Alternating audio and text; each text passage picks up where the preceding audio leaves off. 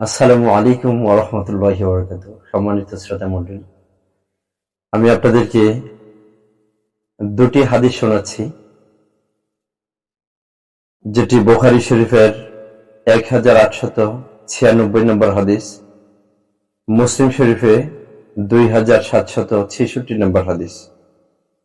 আন সাহল ইবনে Sa'd রাদিয়াল্লাহু আনহু قال قال رسول الله صلى الله عليه وسلم إن في الجنة بابا يقول له الريان يدخل منه الصائمون يوم القيامة لا يدخل معهم أحد غيرهم يقول أين الصائمون فيدخلون منه فإذا دخل آخرهم أغلق لم يدخل منه أحد।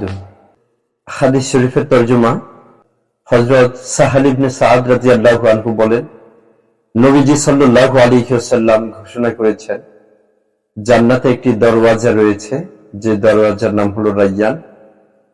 কিয়ামতের দিন ওই দরওয়াজা দিয়ে কেবলমাত্র রোজাদার ব্যক্তিরা প্রবেশ করবে। বলা হবে রোজাদার ব্যক্তিরা কোথায়, তখন রোজাদার ব্যক্তিরা উপস্থিত হবে।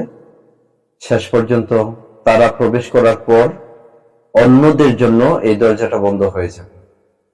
সুবহানাল্লাহ। এটি রোজাদার ব্যক্তিদের জন্য বিশেষ একটি পুরস্কার। বুখারী শরীফের 3257 নম্বরে আরেকটি হাদিস বর্ণিত। নবীজি সাল্লাল্লাহু আলাইহি ওয়াসাল্লাম বলেন, হযরত সাহল ইবনে সা'দ রাদিয়াল্লাহু আনহু থেকে বর্ণিত, আন্নাহু قال قال رسول الله صلى الله عليه وسلم في الجنة 8 أبواب منها باب يسمى الريان لا يدخله إلا الصائمون متفق عليه। হযরত সাহল ইবনে সা'দ রাদিয়াল্লাহু আনহু বলেন, নবীজি সাল্লাল্লাহু আলাইহি ওয়াসাল্লাম বলেছেন, জান্নাতে 8টি দরজা রয়েছে, তার মধ্য থেকে একটি দরজার নাম হলো রায়্যান। সে দরজা দিয়ে কেবল রোজাদার ব্যক্তিগণই প্রবেশ করবে। আলহামদুলিল্লাহ।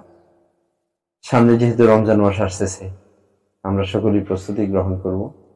যেহেতু পৃথিবীতে কেউ থাকতে পারবো না, এই পৃথিবী ছেড়ে সকলকেই চলে যেতে হবে। আমরা রমজান মাসের রোজাগুলো সুন্দরভাবে পালন করার চেষ্টা করব।